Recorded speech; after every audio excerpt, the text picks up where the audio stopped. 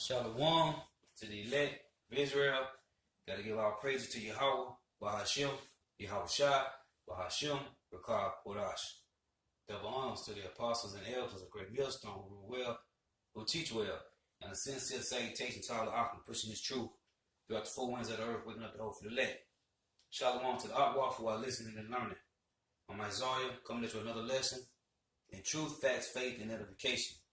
And this is just another update on Putin and the president of Venezuela, how they come against Trump, how they have more, they have upgraded their weaponry, okay?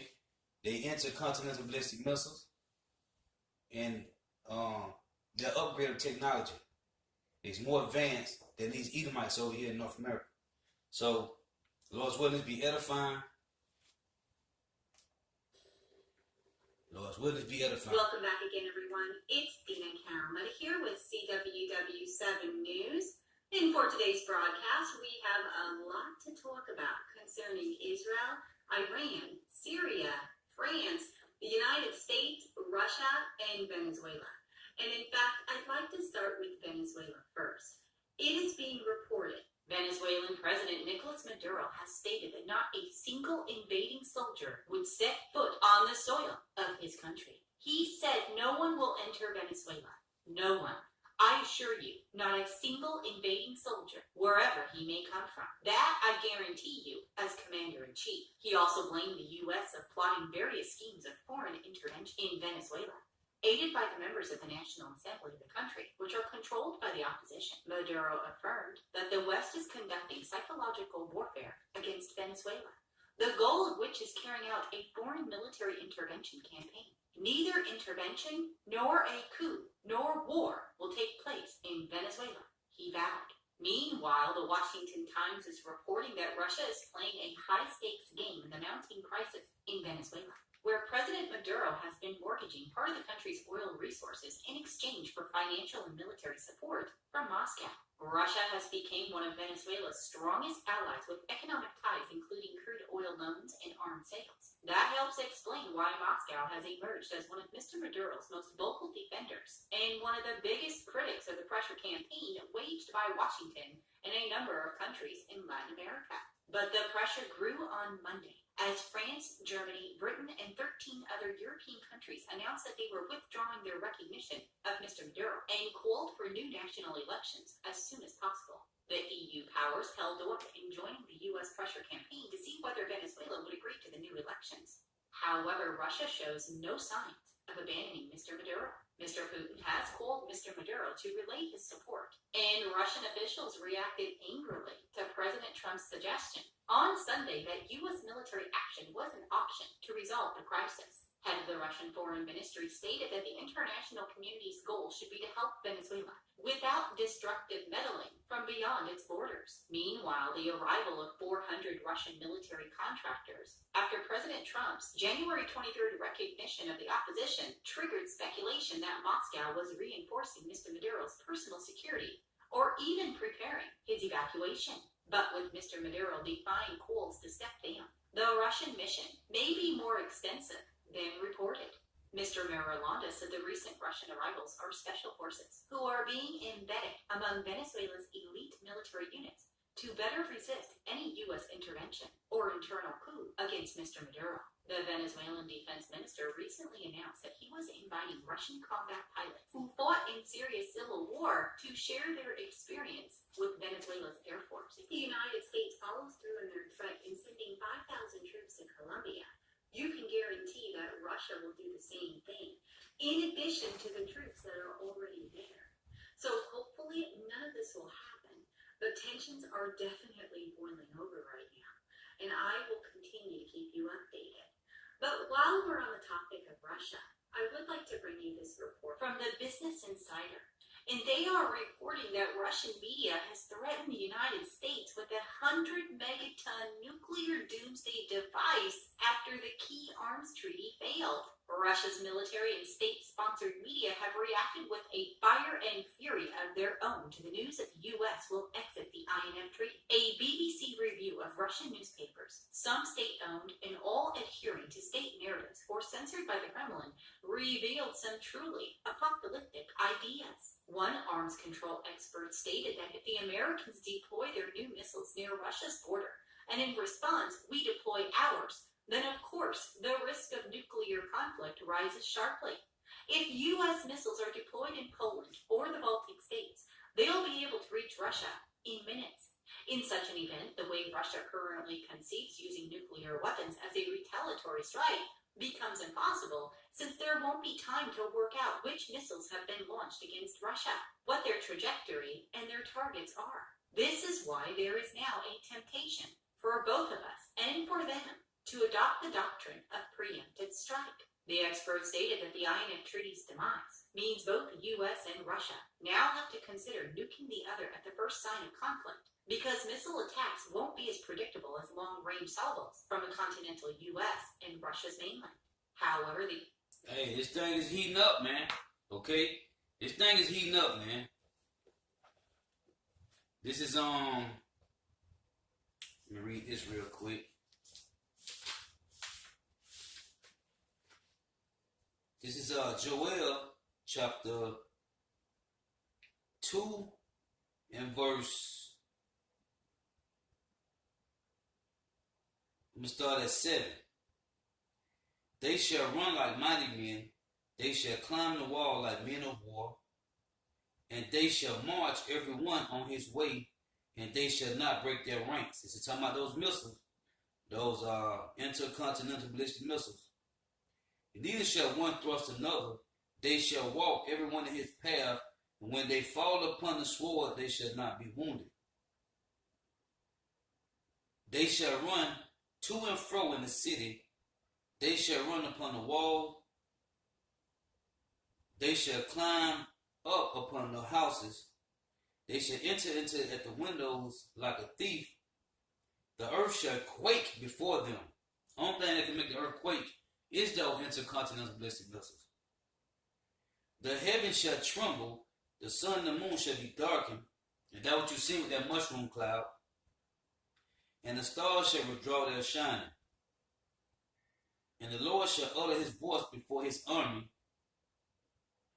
for his camp is very great, for he is strong that executeth his word. For the day of the Lord Yahawah, Bahasham, Yahawashi, is great and very terrible, and who can abide it?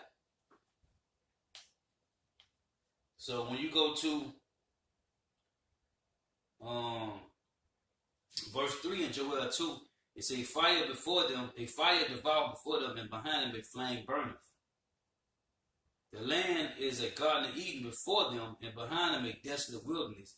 And nothing shall escape them.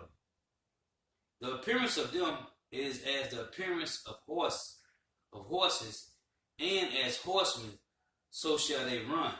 Now, when you go to Revelation 9, John the Revelator saw that he saw them as horsemen. It's Revelation 9 and 16, and it reads,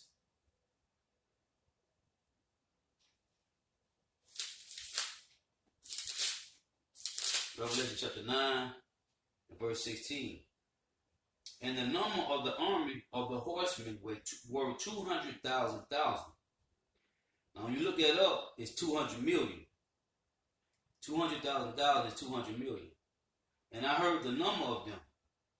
And thus I saw the horses in the vision, and them that sat on them having breastplates of fire. Now, John thought he saw horses. But that was his vision, man. Okay, because he really couldn't describe. He really couldn't. That was the best way of him breaking down what he saw, because it wasn't no missiles back in them times. Okay, so he saw horses. So he said, and thus I saw the horses in the vision, and them that sat on them having breastplates of fire, and of jacinth and brimstone, and the heads of the horses, whereas the head of lions, because it's the warheads on the missiles, and out of their mouth issue fire and smoke and brimstone. Now, we know horses don't have no fire and brimstone. And these three was the third part of men killed. He said, by these three was a third part of men killed by the fire, and by the smoke, and by the brimstone, which issued out of their mouths. For their power is in their mouth, which is the warheads, and in their tails. For their tails were like unto serpents, and had heads, and with them they do hurt. Okay? Because the tails, basically like the smoke, when you see the smoke, it's going to be like serpents, man. From the smoke, from the tail of the missiles. But the heads, he said he saw the horsemen in it. He saw the horses in the vision. Now again, Joel 2 and verse 9. They shall run to and fro in the city. They shall run upon the wall. They shall climb up upon the houses. They shall enter in at the window like a thief. Now, what he saw, he said he saw horsemen. So I'm going to read it again. This is Joel 2 and verse 4. The appearance of them is as the appearance of horses, and as horsemen, so shall they run. Like the noise of chariots on the top of mountains shall they leap, like the noise of a flame of fire that devours the stubble, as a strong people set in battle array. So Joel saw the same vision that John saw, man. Okay, they were horses. He saw horses. So this is Joel 3 and verse 9. Proclaim ye this among the Gentiles. Prepare war. Wake up the mighty men. Let all the men of war draw near. Let them come up. Verse 12.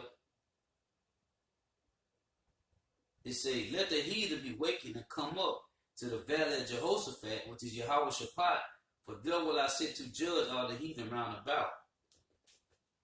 Now when you go to Jeremiah 50 and verse 9, it reads, for lo, I will raise and cause to come up against Babylon, which is North America, an assembly of great nations, with an S, for all the north country. It says, from the north country, and they shall set themselves in array against her, meaning North America, you Edomites.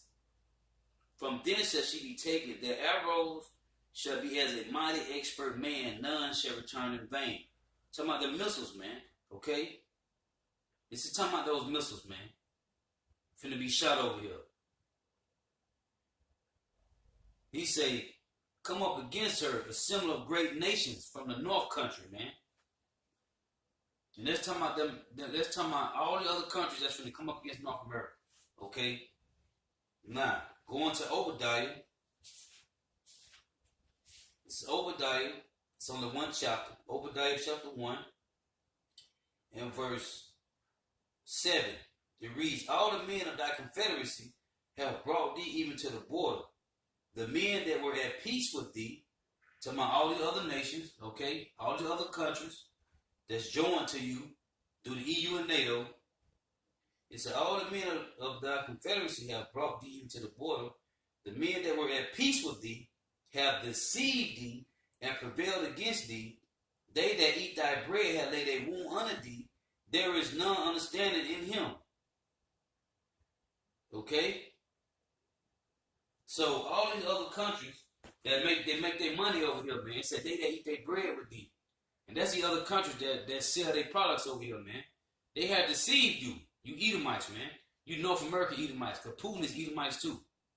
So they had deceived you, man. The expert neglected to mention that U.S. and Russian nuclear submarines can already fire from almost anywhere at sea, already confusing targets and trajectories and taking minutes to reach Russian forces. Finally, it reports that Russia recently said it built one of the most insane nuclear weapons of all time in the form of a undersea torpedo with a 100-megaton nuclear warhead that's designed to be unstoppable against all missile defenses and create tsunami-sized waves, and a radioactive hellstorm that stomps out life on Earth for thousands of square miles. Hey, I just read that in Joel, man. I just read that in Joel. It's Joel 2 and 10. The earth shall quake before them, the heavens shall tremble, the sun and the moon shall be darkened, and the stars shall withdraw their shining. Hey, man, the earth gonna quake with these intercontinental ballistic missiles, man. And RT News is reporting that in response to the U.S. suspending the INF Treaty, Russia is boosting its land-based missile development.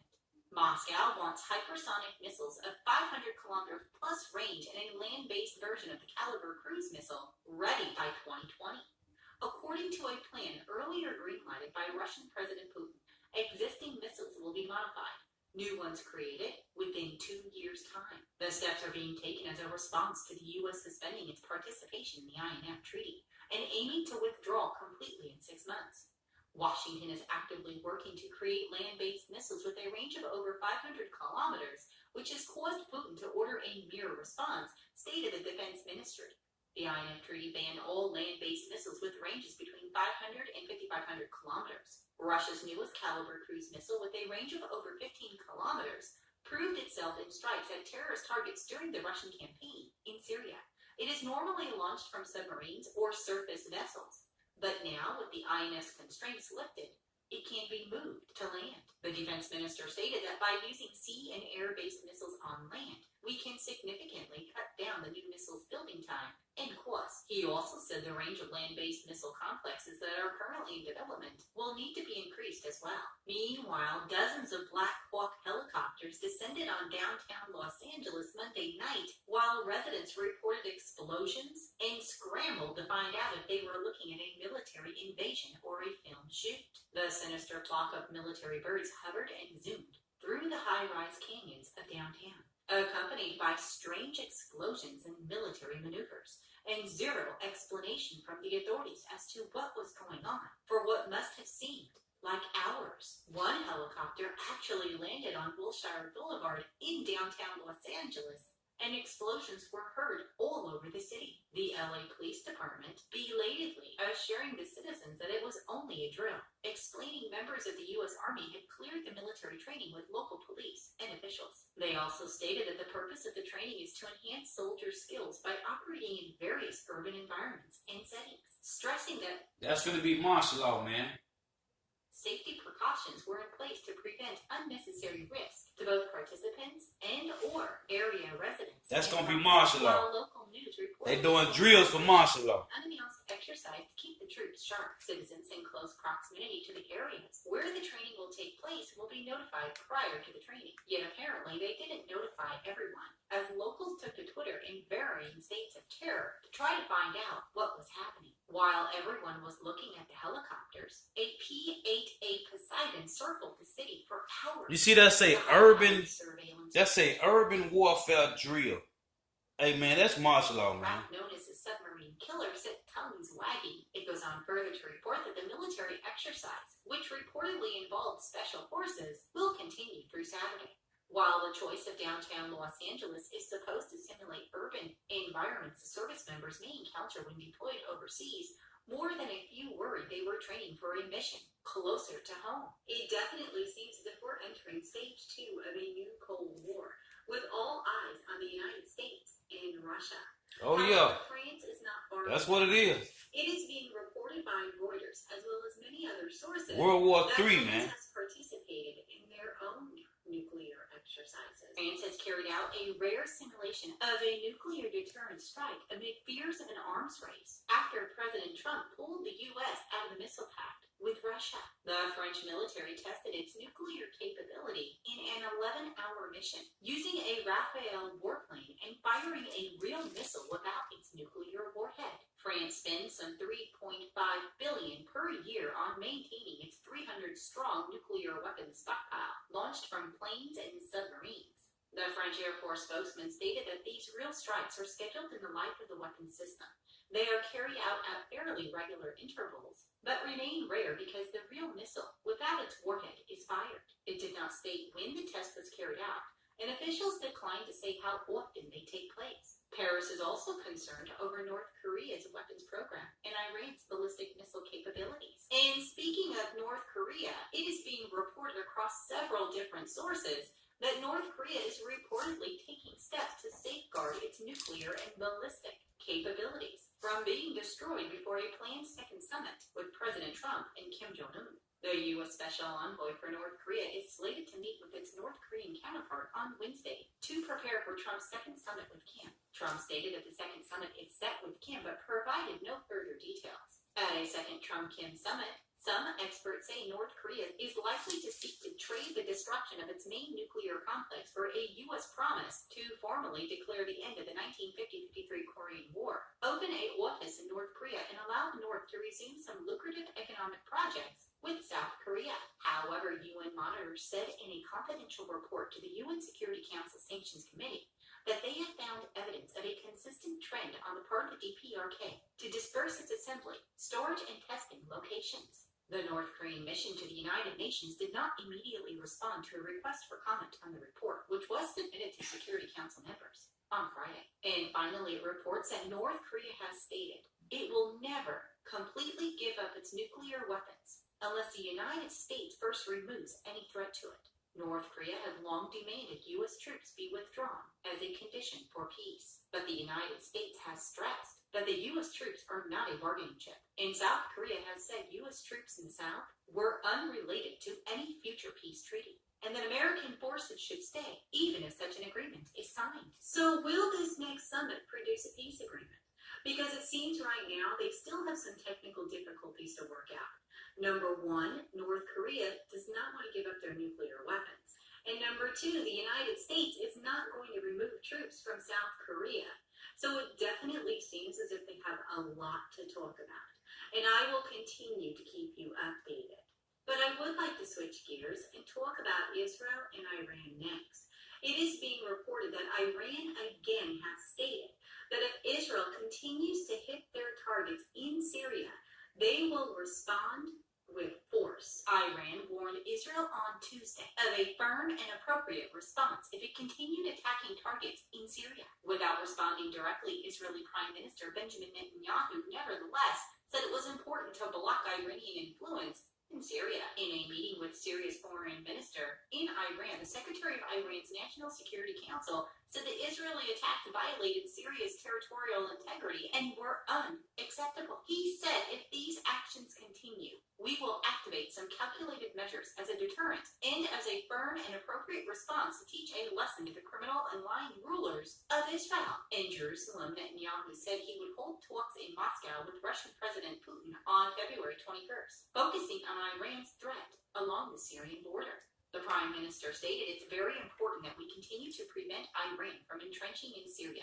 In many ways, we blocked that advance, but we are committed to continuously blocking it, continuously preventing Iran from creating another war front against us right here, opposite the Golan Heights. And finally, it reports that the leaders of Russia, Turkey, and Iran will meet on February 14th about the situation in Syria. And with all of that said, it is being reported that the Pentagon is resisting U.S. withdrawal from Syria, claiming that IS might rise again. The newest report on U.S.-led operations against IS in Iraq and Syria admits the terrorist group is down to some 2,000 fighters, but argues continued U.S. presence in the region is needed to prevent its resurgence. Published on Monday, the report, authored by the Pentagon and State Department Inspectors General, also blamed Turkey for spoiling the U.S.-backed Kurdish militia's operations against IS and predicts no end to the strife in the region, even going against President Trump's order to withdraw U.S. troops from Syria. President Trump has stated that even as troops are pulling out of Syria, he wants to keep some forces in the region to protect Israel and watch Iran. He said we have to protect other things that we have, but said that the troops will be coming back in a matter of time. Monday's report, on the other hand, matches the reasoning of U.S. intelligence chiefs last week that IS will rise again in the absence of U.S. troops, although only in the limited area near its current holdout, rather than Syria and Iraq as a whole. Definitely watching some serious events begin to unfold right now worldwide, especially in the Middle East. So definitely something prophetic is happening. And I will continue to keep you updated as these reports continue to be developed. But I'd love to hear from all of you, so please do leave your comments in the comments section. Tell me what you think of these headlines. And if you have a moment. You got one more. Because the girl stay on point.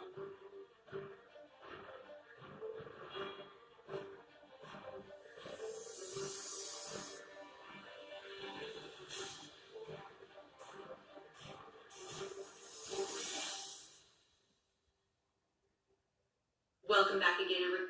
Now Now this is Revelation chapter 8, verse 13. And I beheld and heard an angel flying through the midst of heaven, saying with a loud voice, Woe, woe, woe, to the inhabitants of the earth, by reason of the other voices of the trumpet of the three angels which are yet to sound. This is Revelation chapter 9 and verse 12. One woe is past, meaning the First World War, and two, he said, and behold, there come two woes more hereafter. And that's talking about World War II and World War III. Now, when you go to Revelation chapter 11 and 14, it reads, the second woe is past. That's the Second World War, which already happened. The second woe is past, and behold, the third woe come quickly. And that's where we at right now, man. Okay? All these other countries turn on North America, man. They finna destroy this place. They finna destroy her with fire, man. Okay? Everyone, it's Dina Calmette here with CWW7 News. And for today's broadcast, I do have some updates I'd like to bring to you in regards to some events that have occurred over the weekend. We are going to touch base with the United States, Russia, China, as well as Iran and Venezuela. But I first would like to start with Russia and the United States. As I'm sure you're aware, and you know we're close to the end, man, because a couple months ago, a few months ago, Iran wasn't even in the picture yet, man. None of the Lord, and she mentioned in the last video about that Cold War, man. The Lord said he would put hooks into the jaws, man. Okay? He would put hooks into the jaws, man, and turn them back to that old Cold War military mind, man. Okay? Iran wasn't even talked about a few months ago, man. Now, Iran in the deal. Iran in the picture now, man. So you know this thing is closer and closer, man. On Friday, the United States had suspended the INF treaty with Russia. Well, Russia on Saturday did the exact same thing to the United States.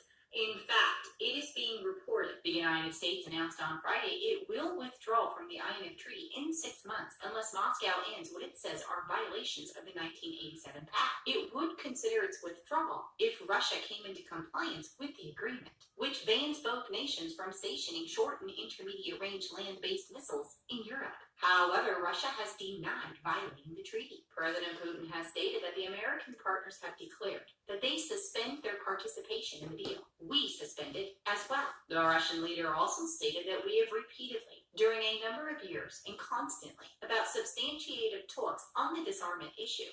We see that in the past few years, the partners have not supported our initiatives. The row over the treaty has drawn a strong reaction from Europe and China. European nations fear the treaty's collapse could lead to a new arms race, with possibly a new generation of U.S. nuclear missiles stationed on the continent. This repeat of a Cold War showdown from the 1980s when the U.S. and the Soviet Union both deployed intermediate-range missiles on the continent worries many because such weapons were seen as particularly destabilizing as they only take a few minutes to reach their targets, leaving no time and raising the likelihood of a global nuclear conflict over a false warning. President Putin has argued that it makes no sense for Russia to deploy a ground-based roll together like a mushroom cloud, man. Such weapons on ships and aircrafts, which aren't banned by the pact. President Putin also noted during Saturday's meeting that he would like the military to prepare a response to the possible deployment of weapons in space.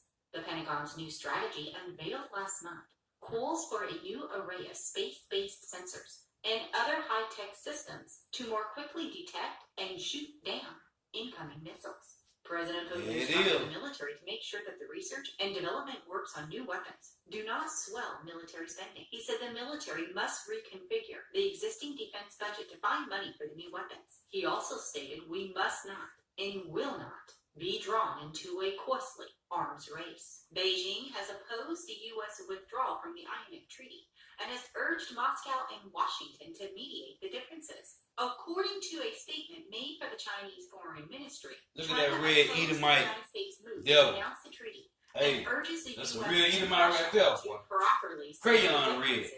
through an efficient dialogue, stating that the U.S. withdrawal from the treaty may have a whole number of implications. China will closely monitor the developments. RT News is reporting that Russia will start developing a new type of mid-range missile. This particular decision comes in response to the U.S. halting its participation in the INF Treaty. President Putin stated that I agree with the proposal to create a ground-based hypersonic mid-range missile. He also endorsed the Army's suggestion to make a ground-based model of the Caliber cruise missile, which is currently fitted on planes, warships, and submarines. However, if Moscow acquires short and mid-range missiles, it won't deploy them in Europe or other regions of the world unless Washington does it first, stated President Putin. The Russian defense minister explained that making the new weapon will be a retaliatory measure against the U.S., which he said has already been developing its own short and mid-range missiles in real breach of the INF Treaty.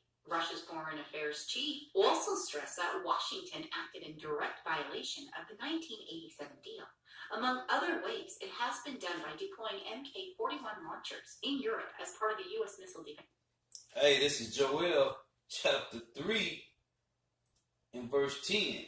Beat your plowshares into swords, and your pruning hook into spears. Let the weak say, I am strong.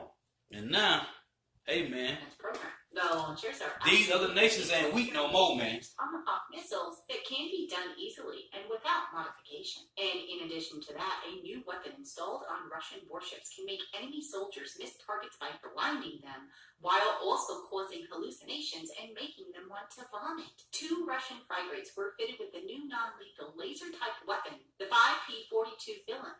The weapon is designed to temporarily blind the enemy.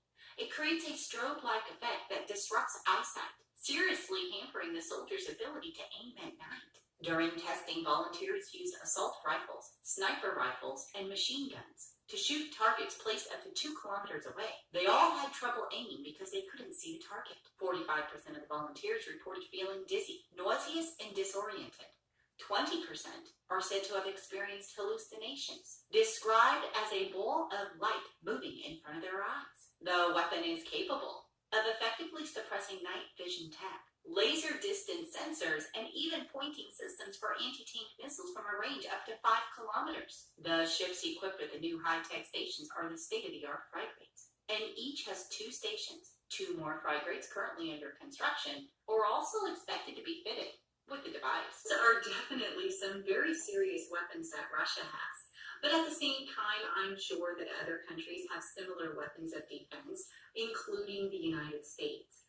But with that said, it is still a very serious situation between the United States and Russia in regards to this INF Treaty. Now, at least we have a 6-month gap to where the United States and Russia can eventually come back to the table. And hopefully they will. And I will definitely continue to keep you updated. But Hey, man, listen, man. This war finna kick off big time, man. Okay? They getting these missiles together, man. they will. And I will definitely continue to keep I want to go back. They getting these missiles together, man. Destruction is coming.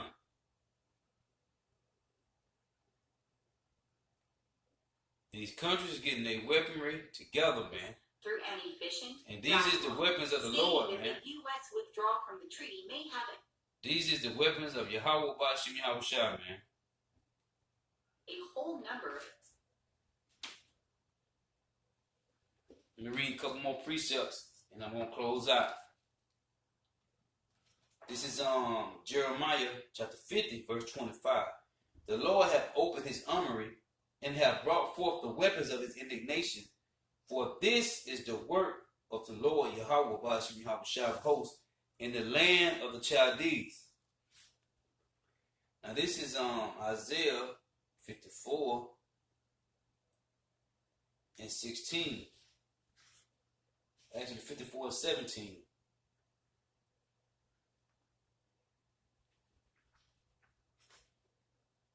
And it reads, Isaiah 54 and 16. Behold, I have created the smith that bloweth the coals in the fire, and bringeth forth an instrument for his works, and I have created the waster to destroy. And that's what these intercontinental ballistic missiles is, man. They are wasters, man. Okay? This is Isaiah 13 in verse. I'm going to start at 4. The noise of the multitude in the mountains, which is talking about these kingdoms, okay, nations, like as of a great people, a tumultuous noise of the kingdoms of nations gathered together. The Lord Yahawah, Bahasham, Yahawashi hosts, muster the hosts of the battle.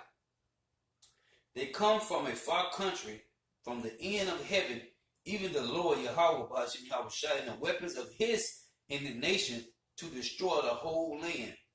How ye, for the day of the Lord Yahawah is at hand, it shall come as a destruction from the Almighty.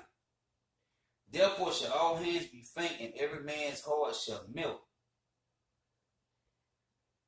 Behold, verse 9, behold, the day of the Lord Yahawah, Bahasham, Yahawashi, cometh, cruel both with wrath and fierce anger, to lay the land desolate, and he shall destroy the sinner thereof out of it. Amen. Destruction coming, man. And it's coming from these missiles, man. Okay? These missiles is finna wipe everything off the face of this planet, man.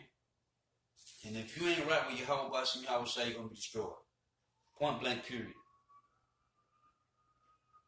The Lord is, hey, these nations is getting, they got their plowshares turned into swords, and they pruning hooks into spears, man. What you talking about? Missiles, man. Their arsenal, man. Their weaponry. And if you people out there can't see this, you just gonna be destroyed, man. Okay? One more precept. This is Isaiah chapter 9 and verse 5. For every battle of the warriors with confused noise and garments rolled in blood. And that's what happened back in the ancient time when they used to fight. Get on the battlefield and charge out and fight with swords. It said, for every battle of warrior with confused noise and garments rolled in blood. But this shall be with burning and fuel of fire, man. Okay? These missiles, man. Hey, so with that, I want to say all praise to Yahawah, Bahasham, Yahawashi, Bahasham, Qadash. Double honors to the apostles and elders of Great Millstone who well, who teach well, and the sincere salutations to all the Akim pushing the truth. The four winds of the earth, putting up the hope for the elect. Shalom to the Yahawah for our listening and learning. Shalom.